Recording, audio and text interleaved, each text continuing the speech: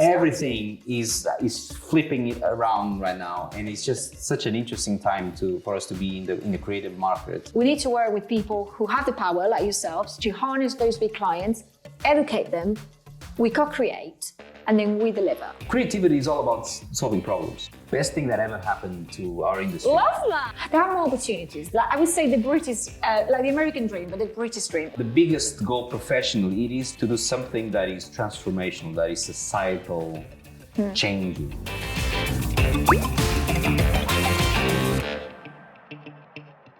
Hi everyone, and welcome to the Yolk, the podcast by the Good Egg. And today we are chatting with Fred Roberto about the importance of creativity as a whole on everything. So here I have, as I said, Frederico. He prefers to be called Fred, I'm assuming. Yes. So Fred, I'm going to mini introduce you, but I want you to introduce yourself a bit better later. So Fred, apart from being a friend of mine, is a phenomenal and classy creative director. I probably spoke. Have I said that right? Yes. Perfect. Amazing. So before we get into these creativity chats, few little questions for people to know you a bit better.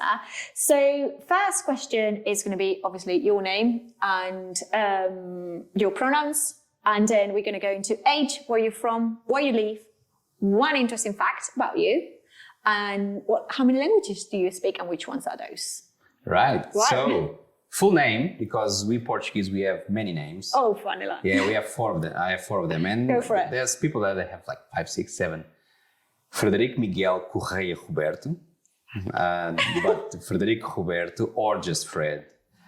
Wait, I always thought that Roberto was your last name. But It is the last name. Oh, God. Frederico Miguel, my 2 names. Right, and my dad. And then Correia for my mom. And Roberto for my dad, family name. Even though Roberto obviously is also a first name in many countries. Yeah, exactly. Mine is my last name. Oh, amazing. Anyway, I do come from Portugal. I was born and raised in Lisbon. Beautiful. And then when I was 31, 32, 10 years ago, I moved to London, which makes me 41 now. But yeah, I've been in London for 10 years now, a city that really opened my horizons. We're going to chat about that as Southern Europeans. Yes, exactly. But, I go by the pronouns he, him, which has been a hot topic, but a most important one to position us in society, to identify us as we feel comfortable. And I work in advertising since I finished uni 20 years ago. Perfect. And one interesting fact on how many languages you speak? One interesting fact about me, probably many. Yeah, I mean, I'm a kid at heart. I still play. I'm still a hardcore video game player. Really? Yeah, I know. It's silly, but I still play a lot of. Which one is your favorite? Lately, I've been playing God of War, but over the years, I've played quite a lot. All the main Blizzard famous games like Warcraft and Diablo and all those types of games. But I spend a lot of time on iPad games and whatnot.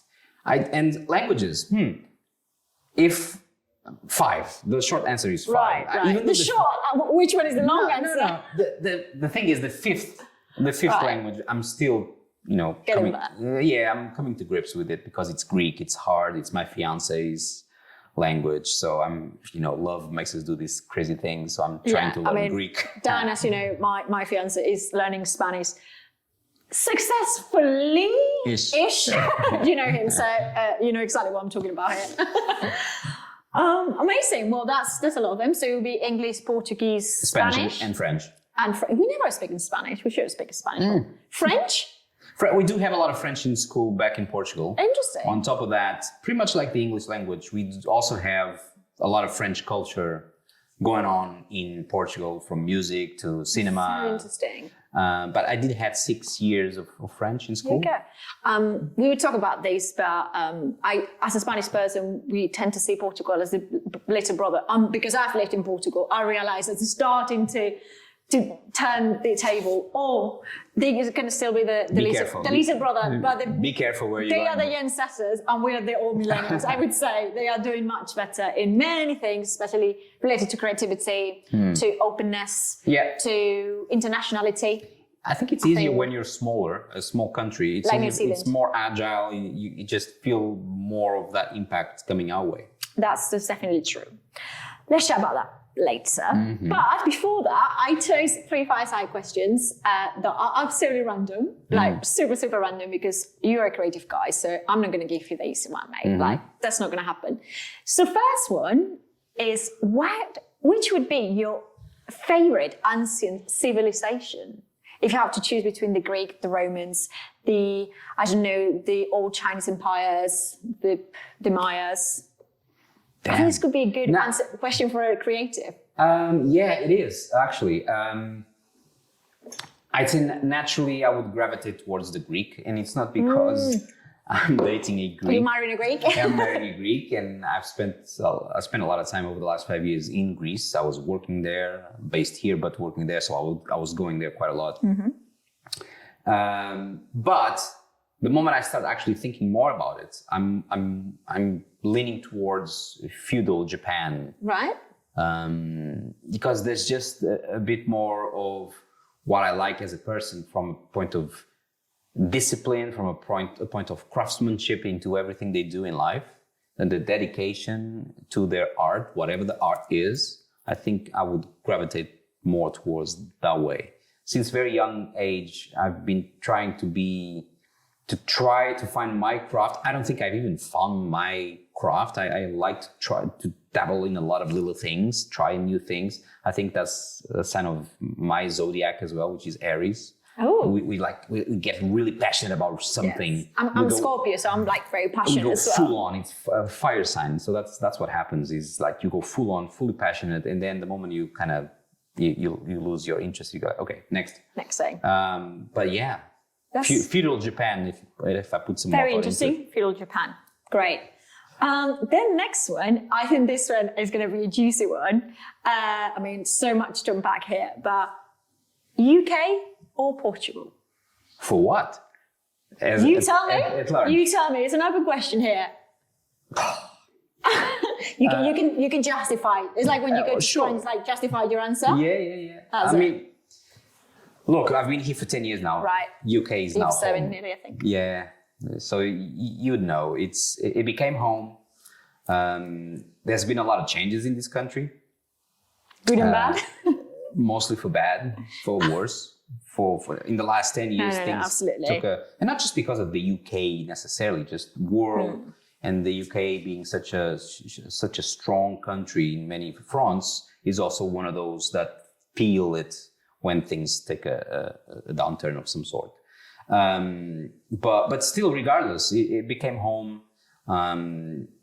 It's great in many things, and me coming from Portugal, which again it's a small market in size and a small country in comparison to the UK. It has a lot of history. It has a lot of backstory in the history of the world. So there are a lot of commonalities there.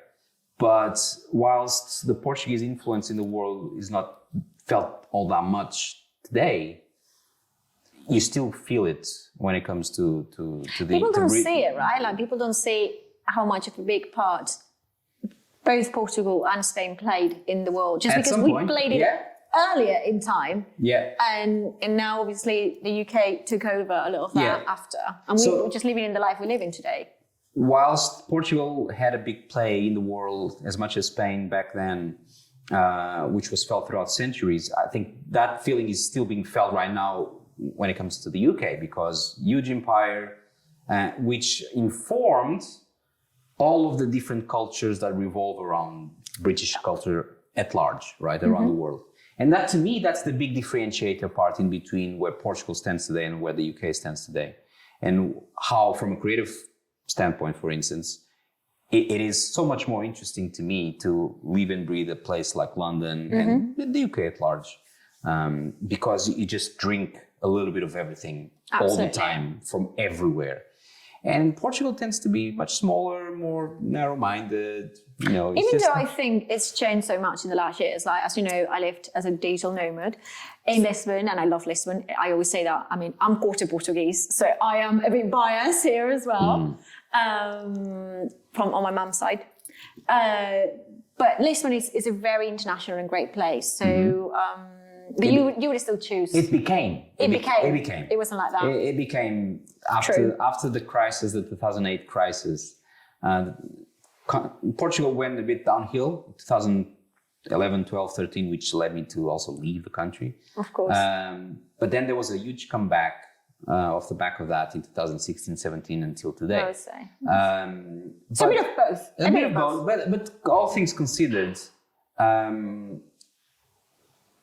it depends. It depends. It depends. We could do just a podcast about it. We're like Iberians in the UK, and we could just chat about it. Professionally speaking, I wouldn't trade the UK for Portugal. 100% agree with you. From a lifestyle point of view, Portugal 100%. The food, Portugal 100%. The people, Portugal 95%. The saudade. The saudades. Well, I speak Portuguese horrifically, by the way. That feeling of longing it's what makes us us. No, absolutely. And the last one, before we get into the nitty-gritty, what's your biggest goal for a man that obviously has won Cannes Lions? Like, as a creative, I don't think it gets much bigger than that. So what is your biggest goal? Well... Professionally, not. Maybe personally, yes. You tell me. Look, professionally, I've done some stuff over these last 20 years that I'm very proud of. But nothing that I can look back and say, this is going to be the thing that defined me or my career.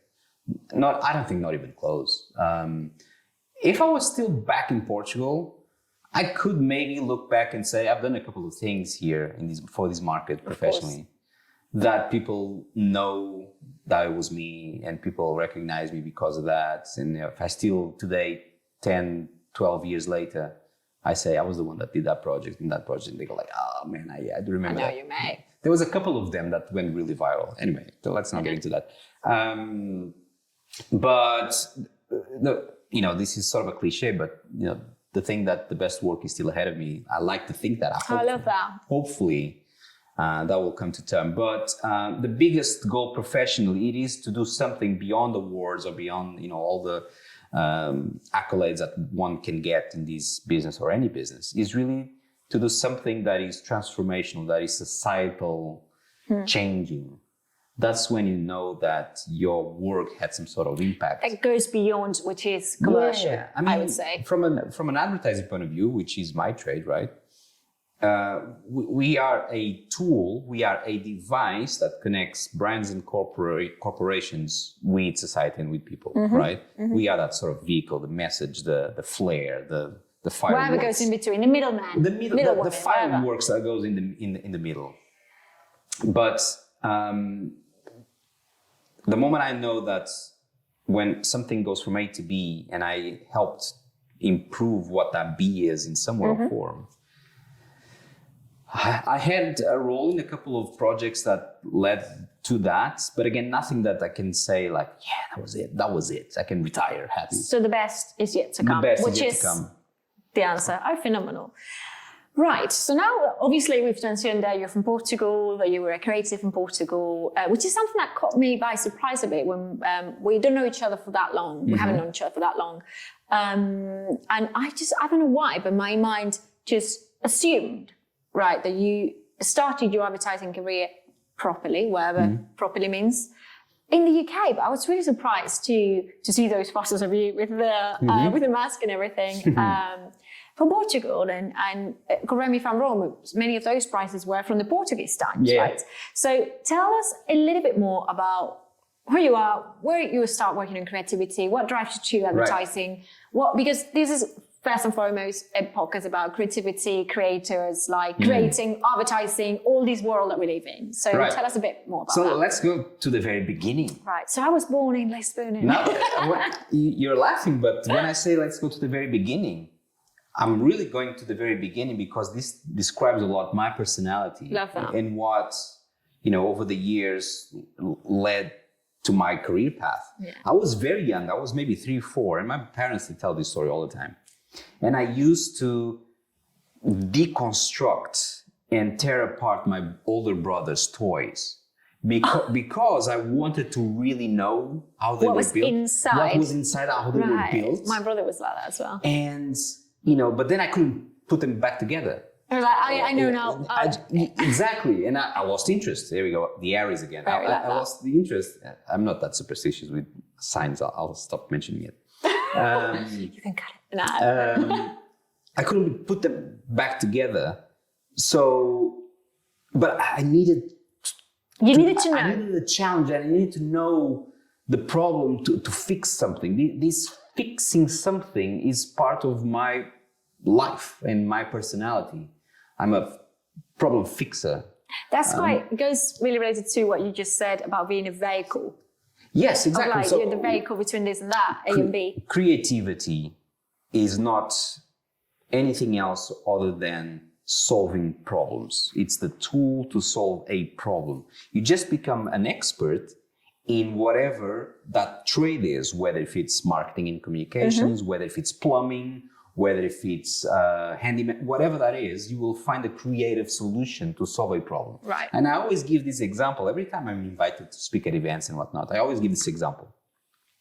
If there's a leak on my tap and water is running and I don't know what to do, obviously I'm not a plumber.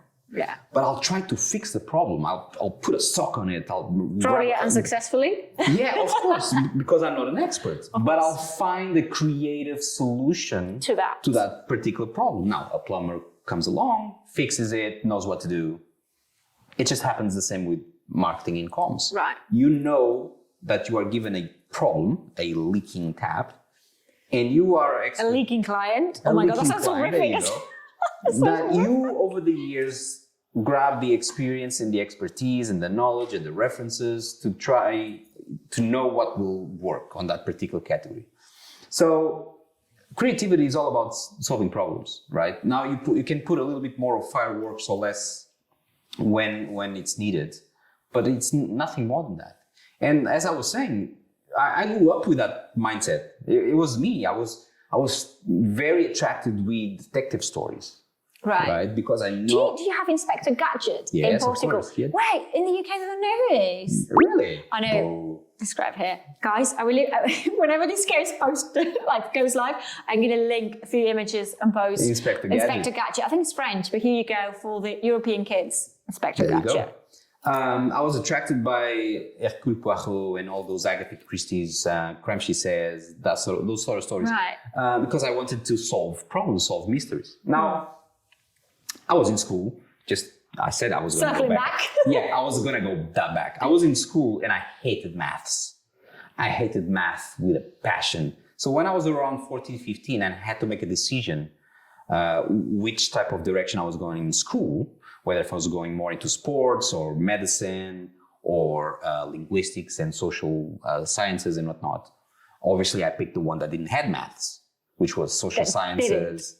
Did not. Same here, give me a hand. Yes. We are these people. No maths. No maths. So I did Greek, Latin, history of art, geography, all sorts to avoid doing maths. There you go. And when I did some tests, because the school ran those tests for us to help us decide which career path we should take, everything that had to do with some sort of argumentative prowess, law, journalism. Oh my God, you're really the same person. So these three main areas, marketing, comms, law, journalism, everything that had to do with some sort of research. Even psychology for me. That was the career path. So I finished high school. I have to go to uni. I actually get into PR. But then towards the end of my degree, I shifted into... Do you do advertising at uni? Yeah. I shifted into advertising. Think something important to mention probably for UK people from our Southern European perspective is, correct me if I'm wrong here, but in Spain and Portugal, I don't know if it's changed now, but if you do advertising, you're going to be an ad man or an ad woman. If you do archaeology, you're going to be an archaeologist and so on. Versus the UK, that you can study anthropology, if I'm not wrong, that Julia studied. And then do something and Julia else. does social media for us. So, it's different, I guess. It depends in parts of the world. It depends on the vacancies that then the job market has. Of course. Because to your point, here's the funny thing. I did love history quite a lot because I liked research and I love history. And when I was young, when I was a teen, all my room was all Egyptian stuff all along and around. There you go.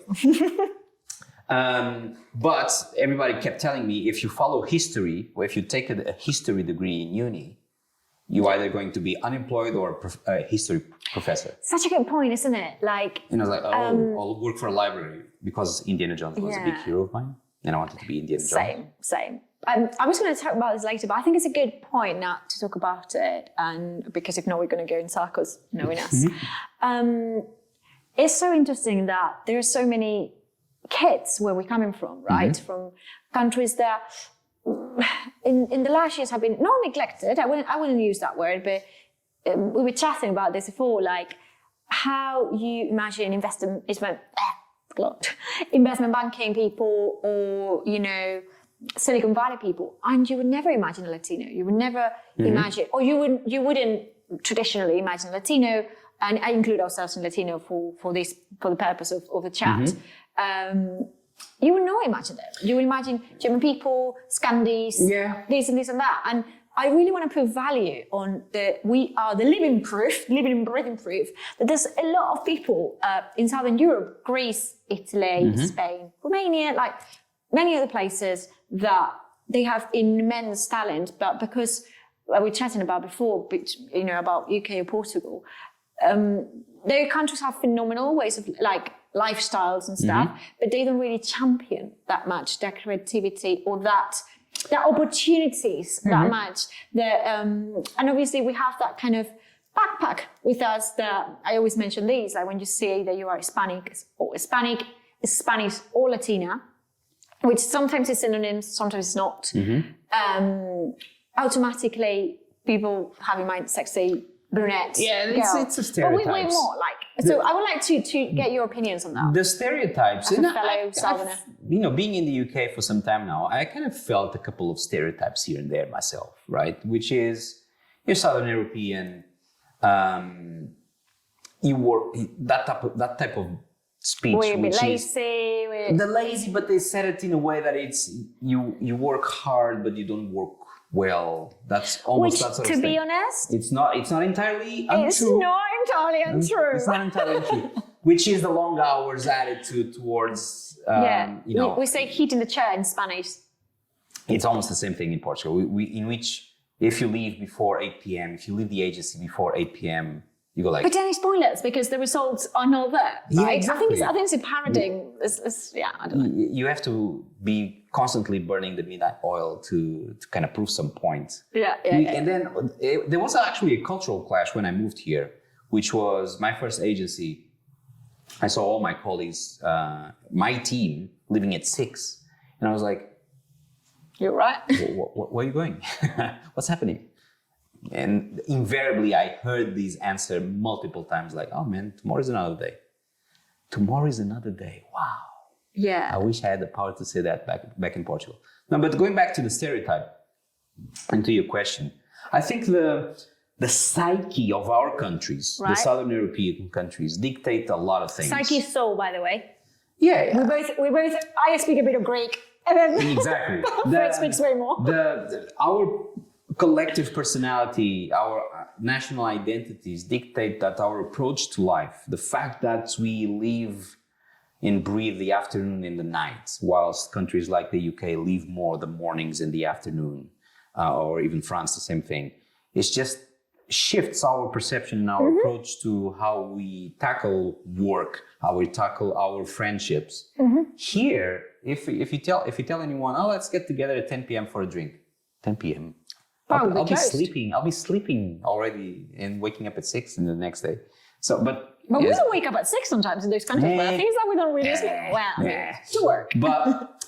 And then this invariably puts us on a roadmap of my life, my career, my profession, my choices will be around that. Right. Hospitality, entertainment, everything that has to do with that sort of lifestyle that is all about well, as the Italians say, the dolce far niente, just an approach to life that is just, let's just take it easy, relax, but slow do you down. think that Greeks are the same. Greeks are very much like us. I know. Even though they're not Latins. When I went to Greece, it sounded, I was like, these people are exactly the same, and they sound like Spanish as well. Because even though Portugal and Spain are quite close to each other, mate, I go to Portugal, I understand everything. You speak to me in Portuguese, I don't get the word, but you guys get us.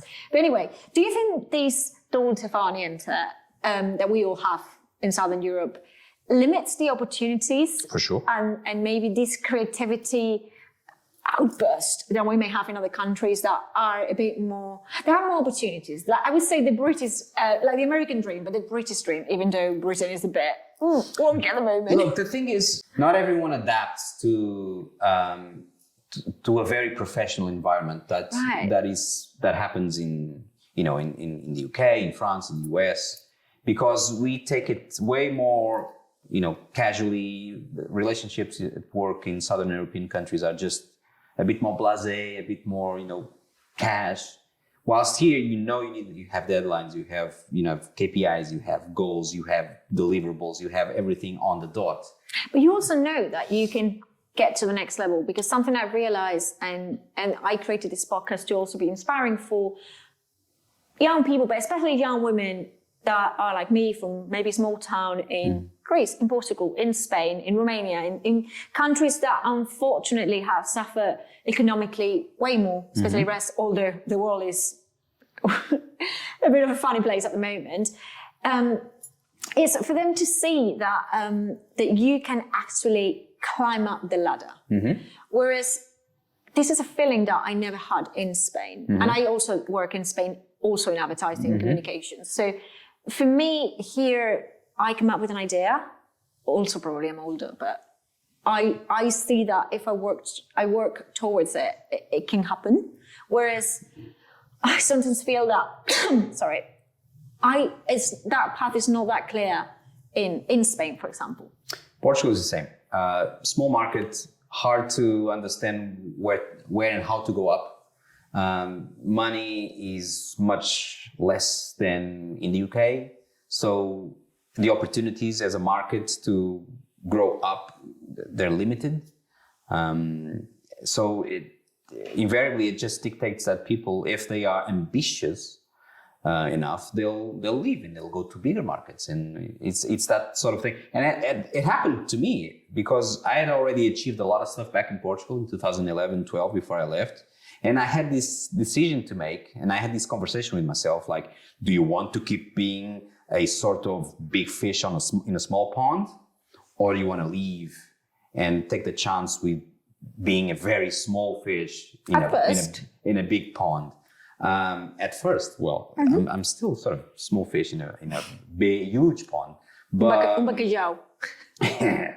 but it just dictates that you have to have a very specific mindset to thrive in an environment that is not yours. And not everyone adapts working in the UK, because it's just either way too big or way too structured. Or you don't believe in yourself, because I think sometimes I get the feeling that when I tell people that I moved to the UK, and it's just like, same case for you, and I started working straight away in Amazon, people are like, wow, you started working probably in an agency as well, right?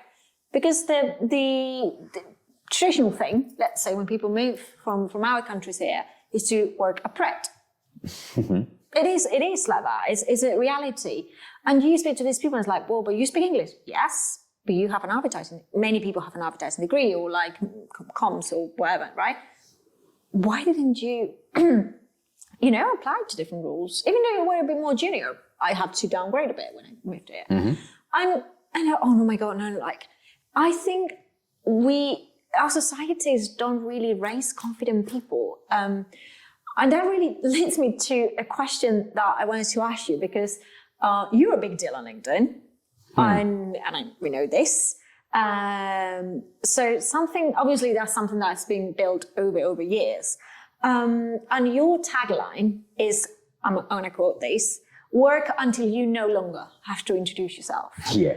And I really, really, really want to chat about that, because how you go from obviously a society that doesn't usually champion and give confidence to people to that being your motto, and I don't want to say having made it in the UK, but we kind of have made it in a country that is not ours. Let's be honest. It's still making it, but let's take that imposter syndrome and like shyness that we sometimes have. But the imposter syndrome explains it, because when I compare myself with some other very successful peers in our industry, other Portuguese fellows that I've worked with, I've studied with, and they went way above and beyond what would be expected from them, and they're extremely successful. And you see what would be expected from them. Exactly. And I see that when I was back in Portugal, I was working my ass off, and I achieved some success. And I came here and I was like, okay, I need to repeat all of that again. And I know that the only way to go about it is to, again, work my ass off. So, as we always say, some of my previous bosses, they always claim that the work does all the talking for you. If you talk too much, then you're doing already something wrong. The work will speak for you when you're not there, and people will know who did it. And that's when you know you made it. So hence, work until you no longer have to introduce yourself. That makes so much sense for a creative person. I think that it does. So your creativity, your offspring, I love using this word, offspring, which in this case is your ads, your creatives, the billboard that, may have your name in the backstage, should be good enough that people may eventually know that's a Fred thing. Mm-hmm. I like that. Something that, obviously, you know that, because we know each other, and because you're coming to this podcast, that I work in the creator economy. The creator economy is booming. It's something that probably, because of your experience, your age, you've seen from its conception, basically, because you were in advertising. I was in advertising before influencer marketing, so you were definitely in advertising before influencer marketing. So how do you see the creators, the influencers, however you want to call them, impact creativity or this synergy between both worlds? How do you see this shaping, evolving? What's the future? What's next to come? Best thing that ever happened to our industry. Love that. Great. Best thing that ever happened to our industry. I kid you not. Amazing. And I'll tell you why. Because again, we're in the business of people. Oh my God, thank you for saying this. We're not dealing with algorithms. These agencies are in the like business data. of triggering people's emotions and feelings and actions. We are a business of people, for people, with people. Peer to peer. It's exactly. So it's just, it was not a surprise whatsoever when we started seeing either celebrities, which were already celebrities in their own right, or people coming from nothing and build their own brand, build their own tone of voice, build their own personality, build their own persona, their presence online, and become brands on their own, or tagging with existing brands and becoming ambassadors and champions. So it's the best thing that ever happened. I say this all the time because it forced all dinosaurs like traditional companies and traditional agencies to be on their feet and be like, uh-oh, what's happening in there? Why is our usual money going somewhere else? And there's been a massive shift of money. And there's a massive shift of money because it's proven that you can shift that money, have a much more human, engaging approach to comms, because that person over there, that influencer, that standalone one person, has the eyeballs, has the channels, has the conversation going, has its own audiences, has everything set up, and sometimes it's just one person in one bedroom or whatever that is. And nowadays they have a whole, entourages and setups behind them supporting to create even more content. It was one of the best things that came off the back of an unfortunate pandemic was the creativity, the human creativity, and I wrote a couple of articles about that. The human we can link them. The human creativity that came from people being stuck at home without nothing to do. And that's because we were chatting about that's when you saw brilliant, fun. Like Argentina and Brazil in the 2000s that we were chatting about, right? Like that creativity coming out of nowhere, like from the heart. Exactly. So that's when you know that you are into the best type of human stories. That is not just shoving a product down your throat, that it's not just shoving a corporate boring message down your throat like a foie gras. it's just like it's adding something to my life. Just make me feel something. That I keep telling this to my creatives, to my clients, that when they're briefing me, make me feel something, make me giggle. Yeah. When I go through my Instagram or my TikTok, the least amount of success that I expect is for me to do a little. Yeah, same. I think we passed that from an advertising creativity perspective, which we like it or not go hand in hand, is that we've passed through these product placement thing here to a more integrated strategies in which you guys, and us as well, because The Good Egg is first and foremost a creative agency, and people get a bit like that. And it's like, well, yeah, it's a bit of a mouthful, but we're a creative agency in the creative economy, which is a bit of a redundant thing. But I think influencer marketing, creator economy, talent marketing, however you want to call it, needs to have creativity and conceptualizing at the base, at the forefront. Because I think many people, in my opinion at least, and probably you share this opinion with me, are mistaken when they work with creators. So the price of this influencer is X or Y, without creating, working with the creative agency, that could be yourselves, guys, with ourselves, that can translate that message that you put together, because a message put together for all the channels may not be straightly translated into influencers. We do that work, we work together, we create synergy, and then we co-create with the influencer. So I think it's so important that we put that at the forefront, and we leave that kind of product placement and price per influencer and I put some fees in here. No, like brands, and I'm going to be a bit unapologetically salesy here, but like brands need to look for agencies, your side, my side, that bring value to the table, not that just act as a middleman. I don't know what you think, that value. I just came out of a speculative pitch in which it was very influencer market centric. And the first thing we all said to clients were like, don't just look at influencers as eyeballs, as media reach.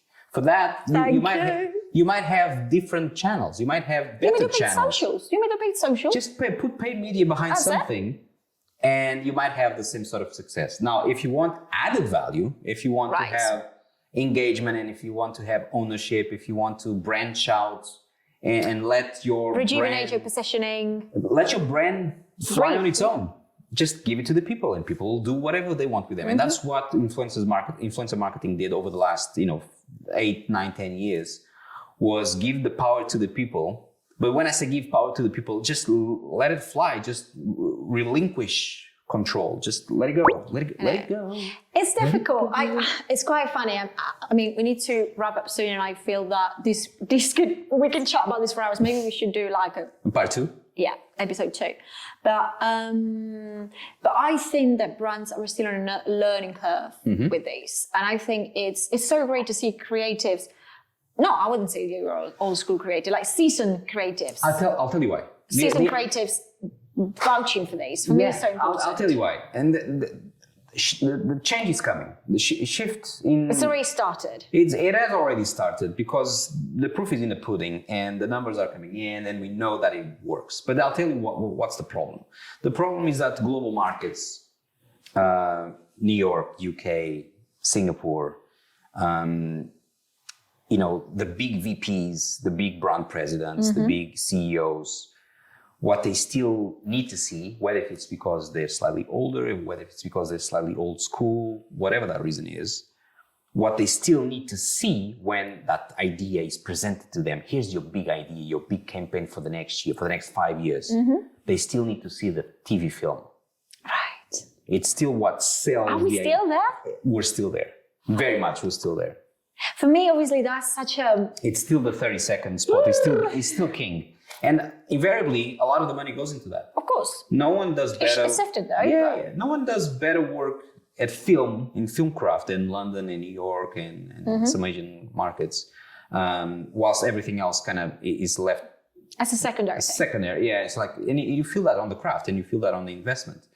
You put a film out that costs 4, 5, 6, 10 million pounds in producing, agency costs in production.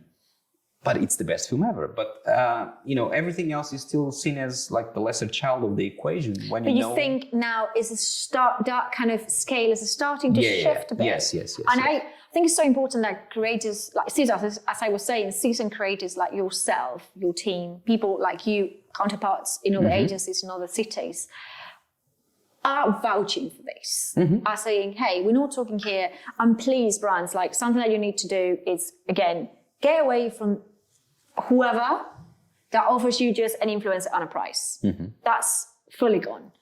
I think we need to work with people who have the power, like yourselves, to harness those big clients, educate them, we co-create, and then we deliver. I think that is... I don't know if you agree with these before we wrap up. But I fully agree. I'm seeing and I'm showing brands and clients what needs to be done. I'm showing them that the paradigm shifted and it's actually the other way around. You're seeing a lot of visual language in traditional media like TV films that is being influenced by what's happening on TikTok and with transitions and animations even in fashion, Balenciaga and everything is flipping it around right now, and it's just such an interesting time for us to be in the creative market because it's up for grabs.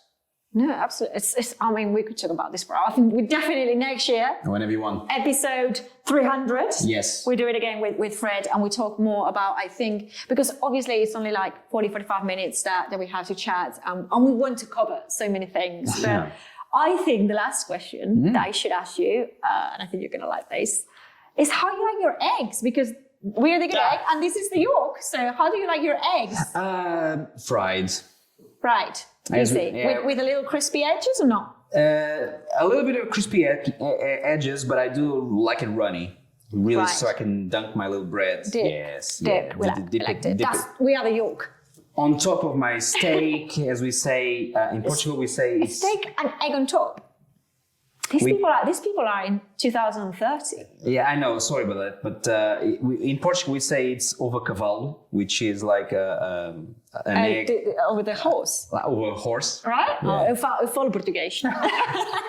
But yeah, it's good protein, man. Just have your eggs every day. Yeah, amazing. Well, thank you so much, Fred. We definitely need to grab a drink and chat about this. But if people like it, we can definitely do, I'm sure that you would agree, a more in-depth chat about how traditional creativity, that is what you excel at, and new creativity in the creator economy, which is why I want to think that I excel at, can work together. And thank you so much for watching and listening to us. Thank you for having me. Thank you so much. Cheers.